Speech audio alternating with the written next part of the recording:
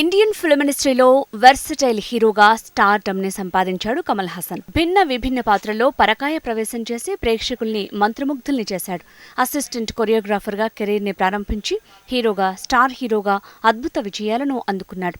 భారతీయుడు చిత్రం box office collections తో పాటు ఉత్తమ నటుడిగా భారత ప్రభుత్వం ఇచ్చే ప్రతిష్టాత్మక అవార్డుని సాధించింది. ఆనాటి నుంచి మళ్లీ కమర్షియల్ బ్లాక్ బస్టర్స్ ని అందుకోలేకపోయాడు కమల్ హాసన్. చాన్నాళ్ల తర్వాత రీసెంట్ గా విక్రమ్ చిత్రంతో 400 కోట్ల వసూళ్లను సాధించి బాక్సాఫీస్లో తన సత్తా చాటాడు. దేశవ్యాప్తంగా అభినందనలు అందుకున్నాడు. ఆ ఆనందాన్ని పూర్తిగా ఆస్వాదించకముందే కమల్ కి పిడుగుపాటు లాంటి వార్త అందిందనే టాక్ నెట్టింటా హల్చల్ చేస్తోంది. ప్రస్తుతం చెన్నైలో 2వ దశ మెట్రోని నిర్మిస్తున్నారు. ఇందులో భాగంగా అల్వార్పేట స్టేషన్ కమల్ హాసన్ ఇంటి మీదుగా వెళ్లనుంది. కమల్ ఇంట్లోని 170 చదరపు అడుగులు ప్రభుత్వానికి అవసరమని తెలుస్తోంది. ఈ స్థలం కోసం కమల్ కి తమిళనాడు ప్రభుత్వం నోటీసు పంపించినట్టుగా చెప్తున్నారు. ఈ బిల్డింగ్ కమల్ హాసన్ కి నివాసం. ఆయన banner Raj Kamal film international కి ఆఫీస్.